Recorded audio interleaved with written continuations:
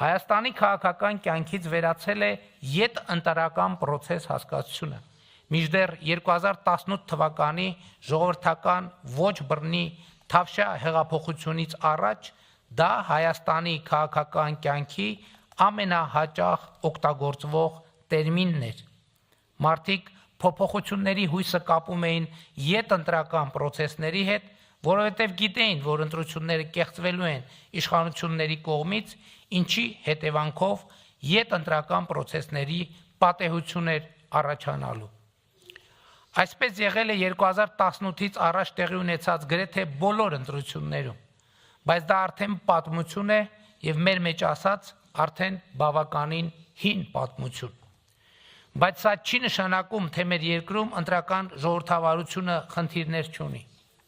Հայաստանում որոշ ուժերի կողմից ընտրակաշարքի պրակտիկան շարունակում է կիրառվել։ Խնդիրը այստեղ ոչ միայն այն է, որ իրավապահներից մեծ ջանք է պահանջվում նման դեպքերը բացահայտելու համար, այլև չկան գործնական մեխանիզմներ ընտրությունների արդյունքների վրա ընտրակաշարքի ազդեցության չափը պարզելու համար։ Եվ որպես հետևանք ընտրակաշարք բաժանած ուժերին քաղաքական եւ ընտրական պրոցեսից դուրս թողնելու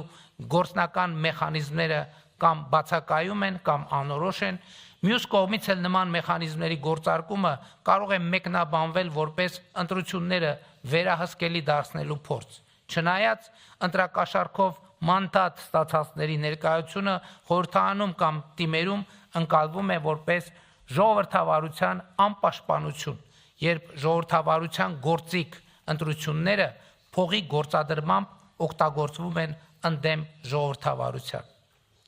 Սրան գումարվում է ապատեղեկատվությունը, իսկ Հայաստանի դեպքում դա առավել խնդրահարույց է, որովհետև լրատվական ռեսուրսների մեծ մասը գտնվում է 2018 թվականի հեղափոխությամբ իշխանությունից հեռացված, իսկ ներկայումս որպես ընդդիմություն հանդես եկող ուժերի տնօրինման ներքո, ովքեր իրենց ապօրինաբար կուտակած հարստությունը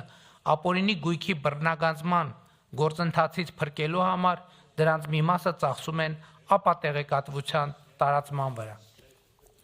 Շատ դեպքերում նրանք աջակցություն են ստանում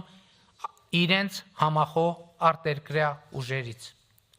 Ապատեղեկատվության այս արշավի դեմ գործնական միջոցների ձեռնարկումը կարող է մեկնաբանվել որպես խոսքի ազատության սահմանափակման փորձ, իսկ գործողությունների բացակայությունը դիտարկվում է որպես ժողովրդավարության խեղճություն, անպաշտպանություն, երբ ժողովրդավարության գործիք խոսքի համացանցի ազատությունը փողի գործադրմամբ օգտագործվում է ընդդեմ ժողովրդավարության։ Նման իրավիճակների թվարկումը դեռ կարող եմ շարունակել, եւ սրանք խնդիրներ են, որոնց մի մասը գոյություն ունի ոչ միայն Հայաստանում։ Ժողովրդավարության դեմ հիբրիդային հարձակումները ժողովրդավարական երկրների առանցքային մարտահրավեր են դառնում։ Մենք Հայաստանում նման իրավիճակների նկատմամբ դիրքավորվում ենք նախ ժողովրդավարությանը չվնասելու սկզբունքով, հասկանալով հանդերձ, որ մեր շատ հայրենակիցներ սա որակում են որպես թուլություն կամ անգործություն։ Հիբրիդային հարձակումները եւ դրանց նկատմամբ գործուն միջոցների բացակայությունը հեղինակազրկում են ժողովրդավարությունը, բայց միևնույն է, այստեղ առանձին վերցրած երկրի լուծումներ չկան եւ Եվրոպայի խորհուրդը, Եվրոպայի խորհրդի խորհրդարանական վեհաժողովն են այն ինստիտուտները,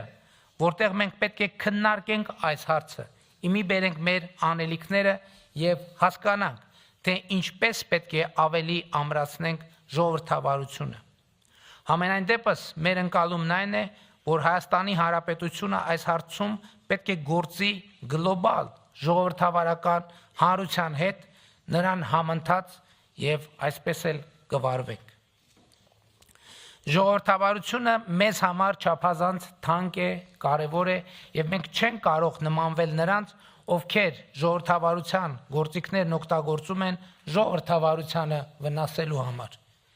Նկատի ունեմ, շատ ավելի վտանգավոր է ժողովրդավարությունը պաշտպանելու կարգախոսի ներքո ժողովրդավարությունը վնասելու հնարավոր գործելակերպը։ Բայց հարգելի ներկաներ, թույլ տվեք վստահորեն հայտարարել,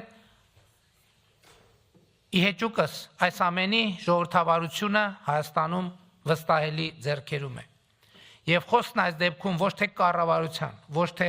կառավարող մեծամասնության, ոչ թե քաղաքացիական հասարակության, այլ ժողովրդի մասին է, Հայաստանի Հանրապետության քաղաքացիների։